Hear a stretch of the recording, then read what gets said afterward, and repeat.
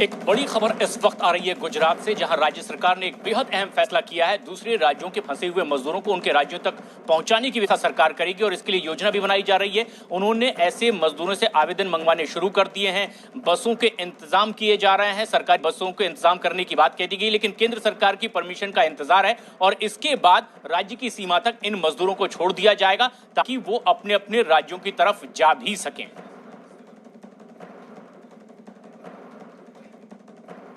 आदरणीय गृह मंत्री श्री अमित भाई शाह साहब को हमने रिक्वेस्ट किया था कि यहाँ पर जो बाहर के श्रमिक वर्ग के लोग हैं वो अपने वतन जाना चाहते हैं।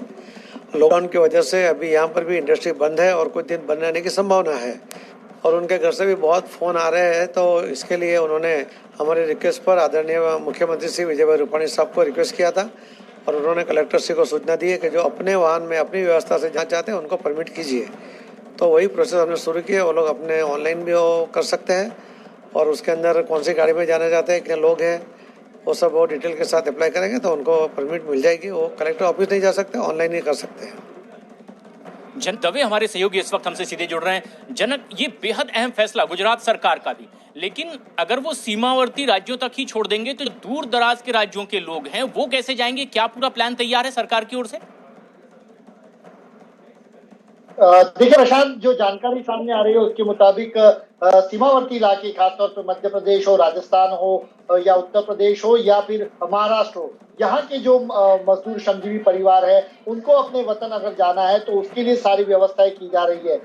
बसेस भी स्टैंड बाय रखी गई है, चाहे बोटाद हो, चाहे वलसाड़ हो, नवसारी हो। और अभी आपने जिस तरीके से सुना नवसारी के सांसद CR पाटिल को कि जो व्यक्ति अपने पास व्हीकल है वो जाना चाहते हैं तो जिला कलेक्टर उनको जो सर्टिफिकेट है वो दे देंगे, जिसके चलते वो अपने इलाके में जा सकते हैं। हालांकि इस बारे में क्लैरिटी नहीं है कि अगर वो सीमावर्ती इलाके तक ही पहुंचाएंगे तो वहां से फिर जाने की व्यवस्था क्या अलग अलग राज्यों को करनी पड़ेगी। इस मामले में अभी भी फैसला लेना बाकी है, क्योंकि हालांकि अभी स्टैंड बाय रहने को कहा गया है और जो लोग अपने तरीके अपने व्हीकल में जाना चाहते हैं उनको जाने के लिए पासिस दी जाए और उसके चलते पर्सनल पासिस उनको ऑनलाइन करने होंगे, उनको निजी तौर पे जाना भी नहीं होगा कलेक्टर कचहरी। तो ये सारे प्रबंध अभी सरकार की ओर से किए जा रहे हैं।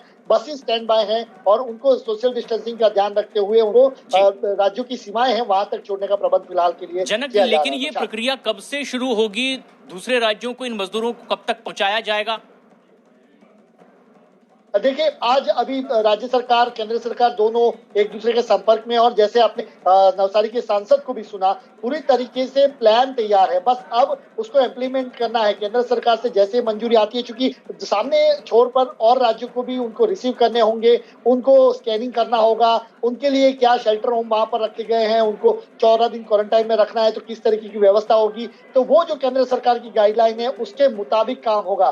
तो ऐसे में जो राज्यों को रिसीव करने हैं, जो अपने राज्यों के जो मजदूर हैं उनको वहां पर ले जाना है, तो वहां की प्रोसीजर उन राज्यों को फॉलो करनी होगी। तो यहाँ से गुजरात सरकार को केवल मजदूर श्रमजीवी परिवारों को सीमा तक पहुंचाना है और उसके बाद अलग अलग राज्यों को अपने अपने जो इलाके के श्रमजीवी हैं उनको अपने इलाके में पहुंचाना है। तो उनका क्या प्रबंध किया जाए उसको लेकर तैयारियां हो रही है और जैसे ही केंद्र सरकार से अप्रूवल आता है ये प्रक्रिया शुरू हो जाएगी। गुजरात सरकार का ये बड़ा फैसला है। गुजरात में फंसे दूसरे राज्यों के मजदूर